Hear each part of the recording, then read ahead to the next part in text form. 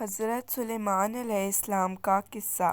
حضرت سلیمان علیہ السلام حضرت سلیمان علیہ السلام حضرت داؤد علیہ السلام کے بیٹے تھے، جبکہ یہ دونوں پیغمبر حضرت ابراہیم علیہ السلام کی اولاد میں سے ہیں۔ یہودی اور عیسائی حضرت سلیمان علیہ السلام کو پیغمبر نہیں مانتے، بلکہ صرف ایک بادشاہ مانتے ہیں۔ قرآن پاک میں یہ صاف طور پر بیان کیا گیا ہے کہ وہ اللہ تعالیٰ کے پیغمبر تھے۔ ترجمہ: یقیناً ہم نے آپ کی طرف اسی طرح وحی کی ہے جیسے کہ نوح علیہ السلام اور ان کے بعد والے نبیوں کی طرف کی، اور ہم نے وحی کی ابراہیم اور اسماعیل اور اسحاق اور یعقوب اور ان کی اولاد پر، اور عیسیٰ اور ایوب اور یونس اور ہارون اور سلیمان کی طرف، اور ہم نے داؤد علیہ السلام کو زبور عطا فرمائی۔ حضرت سلیمان علیہ السلام بچپن ہی سے بہت زیادہ ذہین اور فیصلہ کرنے کے ماہر تھے۔ دیکھیے ترجمہ: اور داؤد اور سلیمان کو یاد کیجیے جب وہ کھیت کے معاملے میں فیصلہ کر رہے تھے کہ کچھ لوگوں کی بکریاں رات کو اس میں چر گئی تھیں، اور ان کے فیصلے میں ہم موجود تھے۔ ہم نے اس چیز کی سمجھ حضرت سلیمان علیہ السلام کو دے دی تھی۔ ان تمام کو ہم نے حکمت اور علم دیا تھا۔ ہم نے داؤد علیہ السلام کو پہاڑوں کو قبضے میں کرنے کی طاقت دی تھی۔ وہ آپ کے ساتھ اللہ تعالیٰ کی تسبیح کرتے تھے۔ اسی طرح پرندے بھی ہمارے لیے ایسا کرنا کوئی مشکل نہیں ہے۔ حضرت عبداللہ بن مسعود رضی اللہ عنہ اور حضرت عبداللہ بن عباس رضی اللہ عنہ کہتے ہیں کہ دو آدمی حضرت داؤد علیہ السلام کے پاس آئے اور اپنا جھگڑا بیان کرنے لگے۔ مدعی کہنے لگا کہ اس آدمی کی بھیڑوں نے میرے کھیت کی ساری فصل تباہ کر دی۔ حضرت داؤد علیہ السلام نے کہا کہ اس آدمی کی فصل کی قیمت دوسرے آدمی کی مینڈھوں کی قیمت کے برابر ہے، اس لیے مدعی اس آدمی کی ساری مینڈھیں لے لے، یہ اس کی فصل تباہ ہونے کا معاوضہ ہوگا۔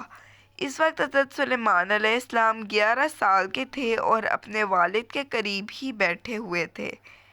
سلیمان علیہ السلام نے عرض کیا، یہ فیصلہ تو ٹھیک ہے، مگر میرا مشورہ یہ ہے کہ اس آدمی کی مینڈیاں اس دوسرے کو عارضی طور پر دی جائیں۔ یہ آدمی ان کے دودھ اور اون کا استعمال کرے، اس دوران میں دوسرا آدمی اس کے کھیت میں کام کرے یہاں تک کہ فصل پہلے کی طرح ہو جائے، پھر اس وقت کھیت کے مالک کو کھیت دے دیا جائے اور مینڈھوں کے مالک کو مینڈیاں واپس دے دی جائیں۔ حضرت داؤد علیہ السلام نے اپنے بیٹے کی اس مدد برانہ فیصلے سے بہت خوش ہوئے۔ امام بغوی کہتے ہیں کہ حضرت داؤد علیہ السلام کی جب موت آئی تو اس وقت حضرت سلیمان علیہ السلام کی عمر 13 سال تھی۔ اللہ تعالیٰ نے حضرت داؤد علیہ السلام کی سلطنت اور نبوت دونوں حضرت سلیمان علیہ السلام کو عطا کر دیں۔ پھر حضرت سلیمان علیہ السلام نے 40 سال تک حکومت کی اور اپنی حکومت کے چوتھے سال بیت القدس کو تعمیر کرنا شروع کیا۔ اللہ تعالیٰ نے حضرت سلیمان علیہ السلام کو بھی بہت سارے غیر معمولی فضائل سے نوازا، جس میں سے کچھ ہمیں یہاں بیان کریں گے۔ اپنے والد حضرت داؤد علیہ السلام کی طرح آپ بھی جانوروں اور پرندوں کی بولیاں سمجھ لیتے تھے۔ سورہ نمل۔ ترجمہ: اور ہم نے یقیناً داؤد علیہ السلام اور سلیمان علیہ السلام کو علم دے رکھا تھا، اور دونوں نے کہا، تعریف اس اللہ کے لیے ہے جس نے ہمیں اپنے بہت سے ایماندار بندوں پر فضیلت عطا فرمائی۔ اور داؤد علیہ السلام کے وارث سلیمان علیہ السلام ہوئے اور کہنے لگے، لوگو، ہمیں پرندوں کی بولی سکھائی گئی ہے اور ہمیں ہر طرح کی چیزیں عطا کی گئی ہیں، بے شک یہی ہے اللہ کا نمایاں فضل۔ 2. ہوا کو اللہ تعالیٰ نے حضرت سلیمان علیہ السلام کے تابع کر دیا تھا۔ سورہ انبیاء۔ ترجمہ: ہم نے تند و تیز ہوا کو سلیمان علیہ السلام کے تابع کر دیا، جو اس کے فرمان کے مطابق اس زمین کی طرف چلتی تھی جہاں ہم نے برکت دے رکھی تھی۔ سورہ صاد۔ ترجمہ: ہم نے ہوا کو ان کے قبضے میں دیا تھا، وہ انہی کے حکم سے چلتی تھی، بڑی نرمی کے ساتھ وہ جہاں چاہتے تھے اس کو پہنچا دیتے تھے۔ سورہ سبا۔ ترجمہ: ہوائیں حضرت سلیمان علیہ السلام کے لیے مسخر تھیں۔ ایک مہینے کا سفر صبح کے وقت یا صرف شام کے وقت طے کر لیا کرتے تھے۔ یہاں پر قرآن نے 3 چیزیں بتائی ہیں۔ ہواؤں پر آپ کو مکمل اختیار تھا۔ بہت تیز ہوائیں بھی آپ کے لیے بہت ہی آرام دہ اور پرسکون رفتار سے چلتیں۔ آرام دہ رفتار کے باوجود ہواؤں کے ذریعے وہ مہینوں کا سفر ایک دن میں طے کر لیا کرتے تھے۔ اسی طرح ایک مہینے کا سفر صرف ایک شام میں طے کر لیا کرتے تھے۔ حضرت سلیمان علیہ السلام کو عظیم الشان عمارت اور بڑے بڑے قلعے بنانے کا بہت شوق تھا۔ اللہ تعالیٰ نے ان کے لیے پگھلے ہوئے تانبے کے چشمے نکال کر عمارت بنانے کا عمل آسان کر دیا۔ سورہ سبا۔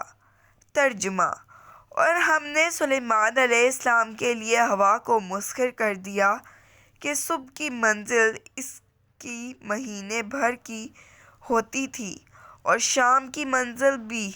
ہم نے ان کے لیے تانبے کا چشمہ بہا دیا اور اس کے رب کے حکم سے بعض جنات اس کی ماتحتی میں اس کے سامنے کام کرتے تھے، اور ان میں سے جو بھی ہمارے حکم سے سرتابی کرتا ہم اسے بھڑکتی ہوئی آگ کے عذاب کا مزہ چکھاتے تھے۔ حضرت سلیمان علیہ السلام کی حکومت کی چوتھی خصوصیت یہ تھی کہ اللہ تعالیٰ نے تمام جانوروں، پرندوں اور جنوں کو ان کے قبضے میں دے رکھا تھا، کیونکہ سلیمان علیہ السلام نے اللہ تعالیٰ سے دعا کی تھی کہ انہیں ایسی حکومت دی جائے کہ اس کے بعد ایسی حکومت کسی کو نہ ملے۔ سورہ صاد۔ ترجمہ: حضرت سلیمان علیہ السلام نے کہا، اے میرے رب، تو مجھے معاف کر دے اور مجھے ایسی بادشاہت دے جو میرے بعد کسی کو سزاوار نہ ہو، بے شک تو ہی عطا کرنے والا ہے۔ اللہ تعالیٰ نے ان کی دعا قبول فرمائی۔ جیسا کہ اوپر مذکور ہے، جنات حضرت سلیمان علیہ السلام کے لیے ہر قسم کے کام کر دیا کرتے تھے۔ سورہ سبا۔ ترجمہ: جو کچھ سلیمان چاہتے وہ جنات تیار کر دیتے، مثلاً قلعے اور مجسمے اور حوضوں کے برابر لگن اور چولہوں پر جمی ہوئی مضبوط دیگیں۔ اے آل داؤد، اس کے شکریہ میں نیک عمل کرو۔ میرے بندوں میں سے بہت کم لوگ شکر گزار ہوتے ہیں۔ حضرت سلیمان علیہ السلام نے ایک اہم کام جنوں کو سپرد کیا، یہ کہ وہ مسجد اقصی کی تعمیر کریں۔ نے مکہ میں کعبے کی تعمیر نو کی تھی، اسی طرح حضرت سلیمان علیہ السلام نے مسجد اقصی کی تعمیر نو کی تھی۔ ایک مرتبہ حضرت ابو ذر غفاری رضی اللہ عنہ نے حضرت محمد صلی اللہ علیہ وسلم سے پوچھا کہ دنیا میں سب سے پہلے کون سی مسجد بنی ہے؟ آپ نے کہا، مسجد حرام۔ حضرت ابو ذر رضی اللہ عنہ نے پوچھا، وہ کون سی مسجد اس کے بعد تعمیر ہوئی؟ آپ نے کہا، مسجد اقصی۔ ابو ذر غفاری رضی اللہ عنہ نے پوچھا، دونوں کے درمیان کتنے وقت کا فاصلہ ہے؟ آپ نے کہا، 40 سال۔ ایک مرتبہ حضرت سلیمان علیہ السلام نے چونٹیوں کی بات چیت سنی جس کا ذکر دلچسپی سے خالی نہ ہوگا۔ سورہ نمل۔ ترجمہ: اور ایک مرتبہ سلیمان علیہ السلام کے سامنے ان کے تمام لشکر جو جنات، انسان اور پرند پر مشتمل تھے جمع کیے گئے، ہر قسم کی الگ الگ درجہ بندی کر دی گئی۔ جب وہ چونٹیوں کے میدان میں پہنچے تو ایک چونٹی نے کہا، اے چونٹیوں، اپنے اپنے گھروں میں گھس جاؤ، ایسا نہ ہو کہ پیغمبری میں حضرت سلیمان علیہ السلام اور اس کا لشکر تمہیں روند ڈالے۔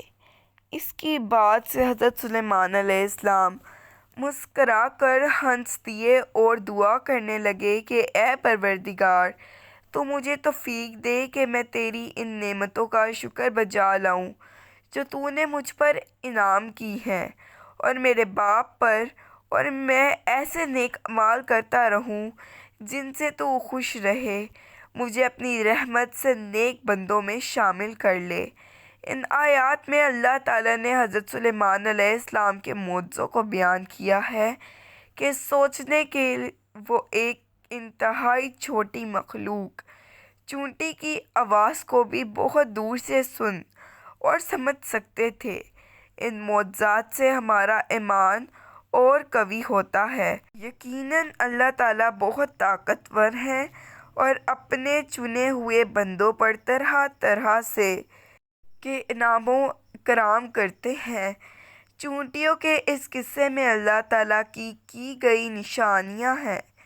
اس کی اہمیت کی وجہ سے اس سورہ کا نام سورہ نمل رکھ دیا گیا۔ نمل کے معنی چونٹیوں کے ہیں۔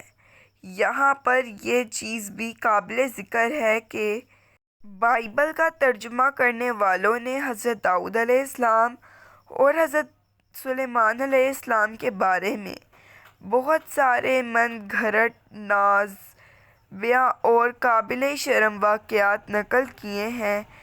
دعا ہے کہ اللہ تعالیٰ ان تمام ترجمہ کرنے والوں کو قرآن کی تعلیمات سیکھنے، سمجھنے اور ماننے کی توفیق دے۔ آمین۔